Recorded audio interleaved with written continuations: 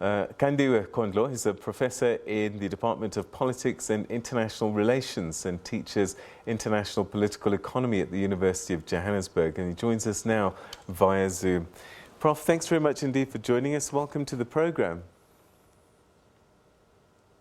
Thank you, Peter. Thanks for the invitation. I suppose if we look at social media just as a rough check on the feeling of society, it's perhaps predictable who was saying what about de Klerk, and it looks as if it's quite a split review of what his legacy might be. Why do you think that is? Peter, it's because Mr. FW de Klerk, to start with, he was head of state, an illegitimate state and government, which actually had no authority over the lives of Black people. That's why I find it even very difficult to say President de Klerk, because he led a government which was totally discredited and illegitimate. That is the first point. The second point is that if you look into the life of Mr. de Klerk, he actually embodies a lot of extreme contradictions. When I talk about contradictions, I'm referring here to the fact that he appeared in 1990 February and made a statement which excited everybody, the whole world, when he released Nelson Mandela, unbanned liberation movements, and came with a number of proposals to undo racial legislations. That was so good. But if you look at him carefully during the process of transition and negotiations, his heart was not into the emancipation of Black people. He was pushing an agenda to see a reformed South Africa, which on the surface looks multiracial, but the heart of it, white power and dominance, remains. That's what he was fighting for, Mr. de Klerk. In fact, that's what was in his agenda. That is why you find that South Africa are so divided when it comes to talking about him. Others actually don't feel sad at all. They're not sorry about his death, and others are. But at the same time, I still feel that it's human to understand a person who passes away. And I just saw on SABC a video where he appears sort of making confessions and apologizing. I think it's human to have a heart for a person like that. But at the same time, that doesn't change the reality of his legacy. All right, so in that video, he does apologize for apartheid, and he says that, yes, at one point he defended separate development as he described apartheid, and he said that he did have a conversion. He said that he saw that apartheid was wrong and that he started to work towards changing that. Are we to believe that he genuinely believed that? Well, Peter, it's difficult to say, you see, especially when a person says sorry, it's difficult to tell whether that is genuine or not genuine. But if we can focus on his real life and activities, from the time, I want to focus on the time 1989 to 1993, when he was head of the illegitimate apartheid state. And even afterwards, when he actually got out of the Government of National Unity, where he was deputy to Nelson Mandela, he got out of it. You don't see anything which actually demonstrates that this is a man who went through some conversion. You see an ideologically conservative Afrikaner leader, and you see an Afrikaner leader who wanted to see some economic improvements in the country.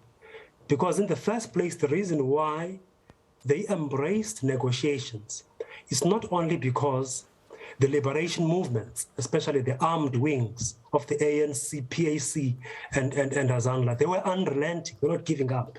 It's not only because of that, but it's because the economy of the apartheid state was in shambles.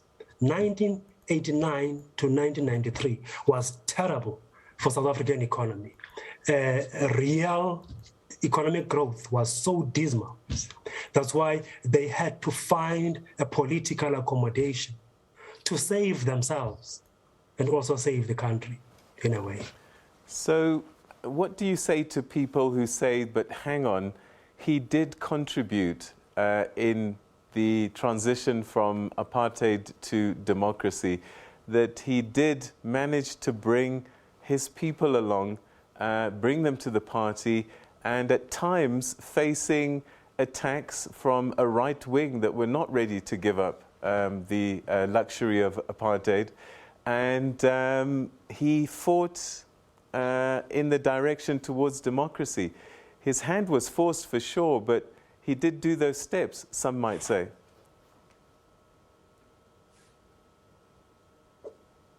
Peter, I do agree with people who say that there should be some credits, even though very limited, we should give to Mr. de Klerk for the courage he had to move forward, negotiate, even though the right-wingers were totally against it, to also take a step, get a full mandate through a referendum.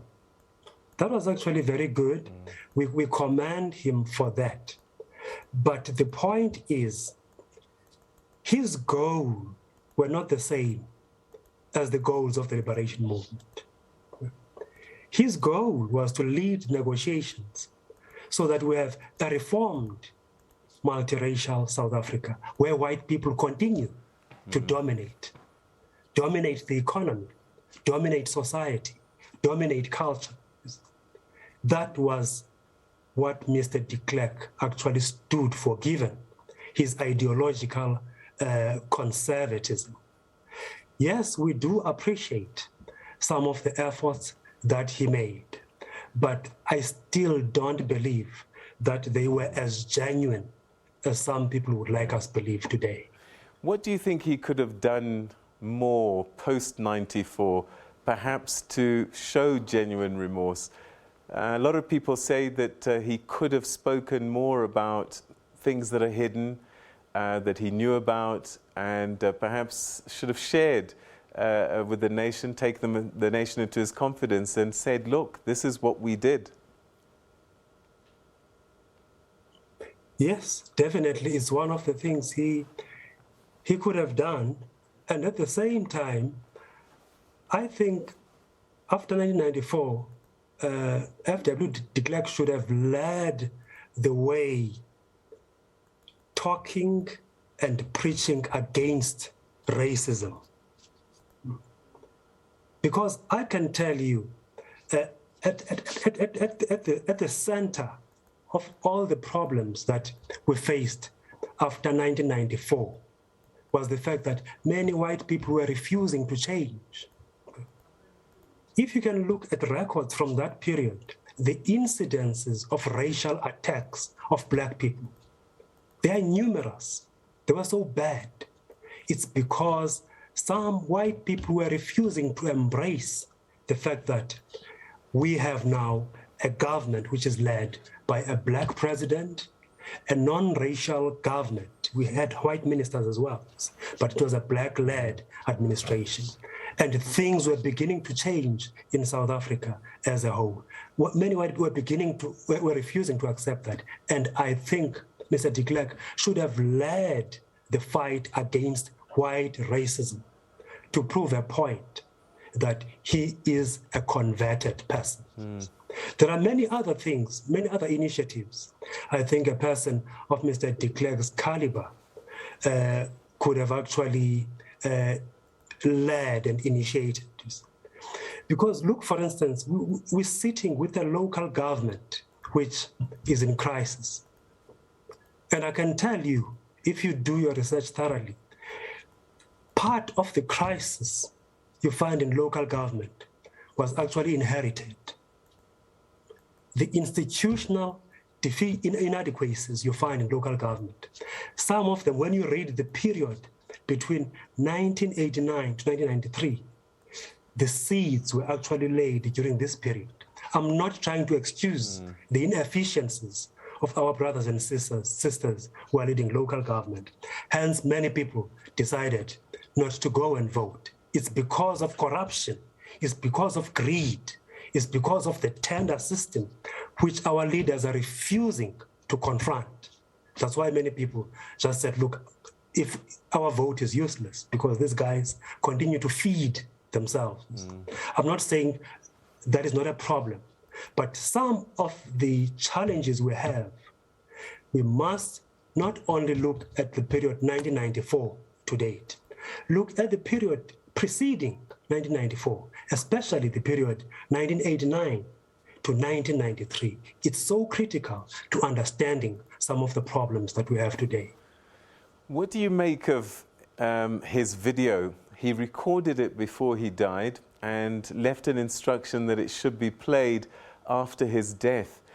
And I just wonder how people should receive this.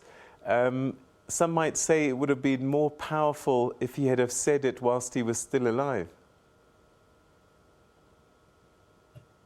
Actually, if he said it, even if it's a year before he died, I think we would have been able to listen to it, digest the message, ask questions from him, and really be satisfied. You see, the problem is that Mr. de Klerk, under his nose, murders of black people, black communities, occurred under his nose. And the extent of brutality of white security forces during the presidency of Mr. de Klerk, it's something I still fail to understand if Mr. de Klerk was really an enlightened Afrikaner leader. The extent of brutality is beyond imagination. That is why you find that today in South Africa, many people find it so difficult to forgive him, find it so difficult to understand even the message he left to be played after his passing. And I suppose it becomes very difficult for him to deny that he knew some of the things that were going on, especially because at a time he worked in the state security apparatus. Yes, even when he became president, actually, the state security apparatus reported to him. He was commander-in-chief, Mr. de Klerk. There's a lot that he knows. There's a lot that is going into the grave without disclosing to the people of South Africa. And one really hopes that at some point, really, as South Africans, we find a way of dealing with some of these issues from the past, because they are still there. Many of them are not resolved, and they keep confronting our future, our lives, every moment, every second. It was so sad to listen to Mr. de Klerk speaking in that video. We're human beings. But at the end of the day, you just can't control yourself having numerous questions in your mind, like the one you are raising. Why did you not speak out and raise this issue earlier on?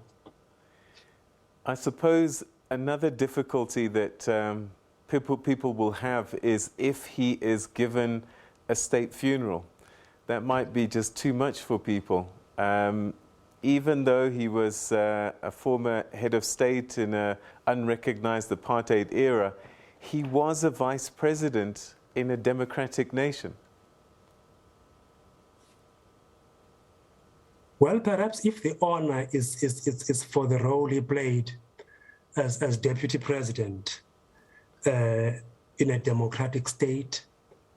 Well, one could, even though reluctantly, accept that he received some kind of honor from the current government. Yes.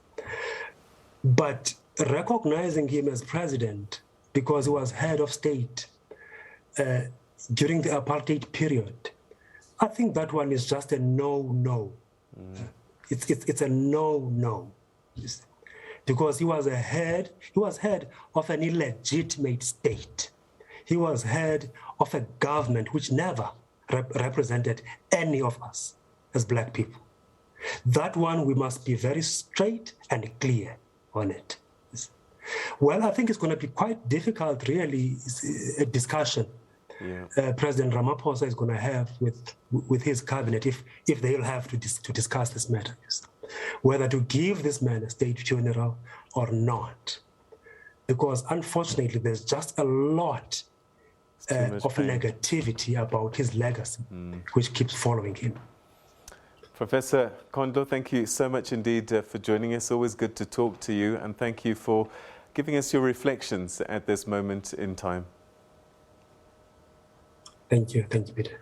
All right, that's Professor Kwandiwe Kondlo speaking about the passing of FW de Klerk, and he says that unfortunately he just didn't show enough remorse and that his motives perhaps were not as pure as is sometimes painted, particularly in the transition from apartheid into a democratic state. That's well, we'll leave that for the time being, but let's continue. South Africans are divided over the role that FW de Klerk played in the democratization of the country, and some will remember him as a hero, and others, well, the last president of a brutal apartheid government which killed many black South Africans. De Klerk was a deputy president in the government of national unity post-1994, and he passed away peacefully at his home in Cape Town earlier this morning following a battle with cancer.